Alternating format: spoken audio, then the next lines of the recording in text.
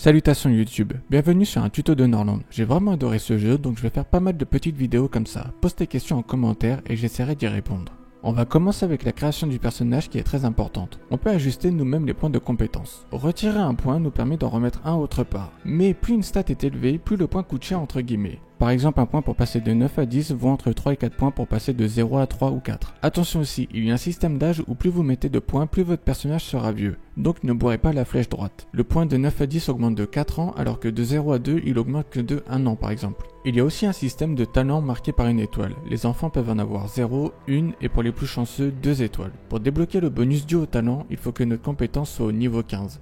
En jeu, on peut voir nos compétences. La barre grise c'est pour indiquer quand notre skill va bientôt up.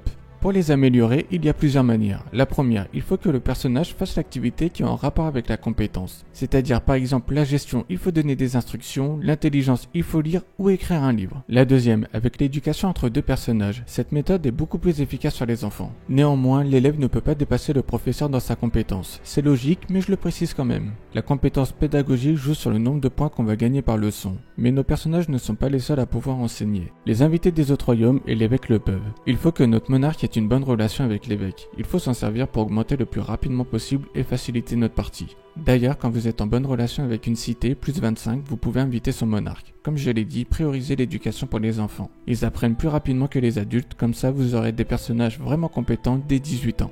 Il y a aussi une troisième solution, c'est de lire des livres qui augmentent la compétence en question. Pour les actes malveillants, si vous voulez assassiner ou enlever un noble, les stats qui comptent c'est persuasion et commandement. Cambrioler une bibliothèque ou la grande salle, c'est persuasion et intelligence. Vous pouvez jouer soit qu'en faisant des alliances, soit que des vassalisations. On peut pas encore faire un mélange des deux, je trouve ça bizarre et dommage mais soit. Si vous voulez beaucoup vassaliser, donc jouer autour d'une armée, regardez bien les stats de combat et commandement. Donc pour débuter, je dirais que votre monarque doit avoir manière et persuasion. Et pour les autres, je dirais gestion et intelligence pour débloquer rapidement les bâtiments et améliorations. Si quelqu'un lit un livre, essayez de lui laisser un maximum de temps libre pour qu'il se focus dessus. Vraiment dans l'idéal, c'est pas grave si c'est le cas, mais essayez de pas associer commerce et gestion puisque le commerce est bien pour celui qui sort de la province alors que gestion est bien pour celui qui reste dans la base. Pour les traits du personnage, le bonus du monarque idéal est charme. Comme d'habitude, c'est vraiment pour axer sur les bonnes relations et sur comment les monarques nous perçoivent. Et c'est le plus important, comment les autres monarques nous perçoivent, pas l'inverse. C'était Nemex, vous pouvez me retrouver en live sur Twitch tous les soirs, tous les liens sont en description. Prenez soin de vous, tchuss!